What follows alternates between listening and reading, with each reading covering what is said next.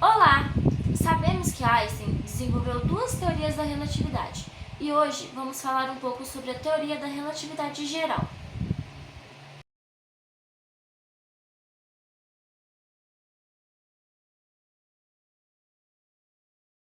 Bom, gente, eu vou falar um pouco para vocês sobre o que é relatividade geral.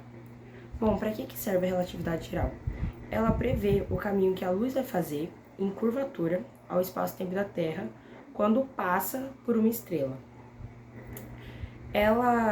Esse efeito, inicialmente, foi confirmado pelos observadores porque a luz das estrelas ou dos buracos negros distantes, eles eram desviados quando eles passavam pelo Sol. Bom, nesse slide vocês estão vendo que está falando sobre teoria da relatividade geral. Ah, mas não seria a mesma coisa que relatividade geral? Não. Como eu havia dito, a relatividade geral ela era a luz que passava e tal.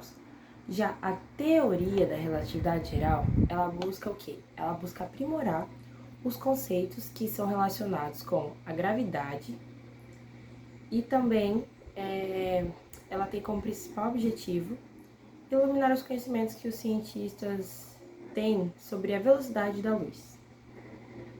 Como Einstein, ele explica que esse fenômeno ele deve ser constante em todo o universo.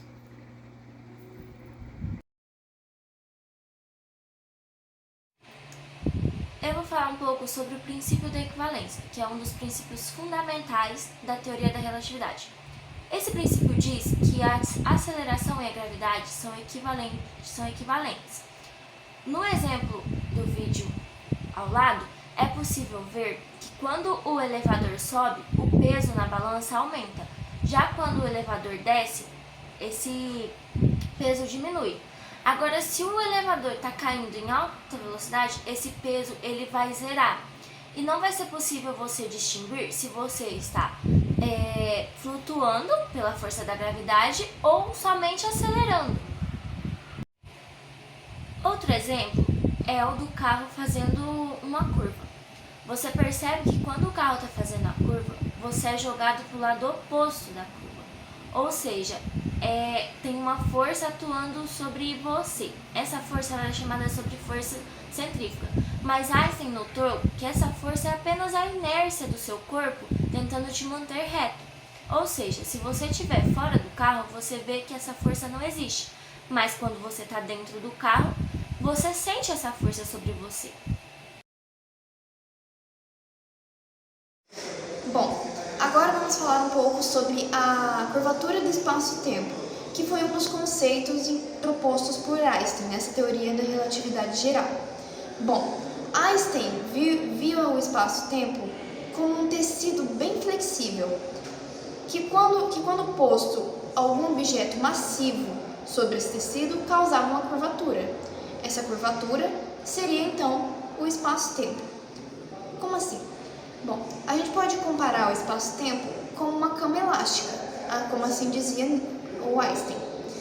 Quando você coloca uma bola muito pesada, um corpo muito massivo sobre essa cama elástica, ela tende a fazer uma curvatura, onde está aquele objeto massivo. Isso seria a curvatura que causa a gravidade. Por isso que os outros planetas, quando estão rodando ao redor do Sol, eles não estão sendo atraídos porque o Sol é uma estrela grande e os atrai, como Newton dizia. Na verdade, os planetas estão nessa órbita, rodando ao redor do Sol, porque é a curvatura, eles estão seguindo aquela curvatura que está causada ali em volta do Sol, aquela curvatura do espaço, como a gente pode observar no vídeo a seguir. Essa curvatura, aí os planetas vão ficar rodando ali naquela curvatura ao redor do Sol, até que um dia os planetas venham se chocar daqui a milhões, bilhões, trilhões de anos. Sobre a dilatação do tempo.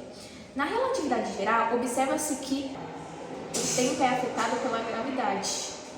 E o que significa? Quanto mais forte a gravidade, o tempo passa mais devagar. Quanto menor a gravidade, o tempo passa mais rápido. Um exemplo que a gente tem é de dois relógios atômicos que foram sincronizados no mesmo momento. Um estava mais acima 30 centímetros mais acima, um estava mais embaixo. O que estava mais embaixo apresentou uma gravidade maior, ou seja, o tempo passou mais devagar. O que estava mais em cima apresentou uma gravidade mais fraca, ali o tempo passou normalmente.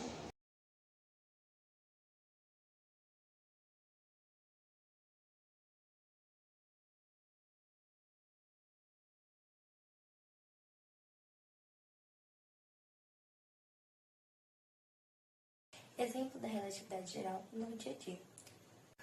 O nosso primeiro exemplo é o GPS. Como a relatividade geral está envolvida nisso? A relatividade geral, ela é a força da órbita mais fraca. Então, ela faz que o relógio corra mais rápido.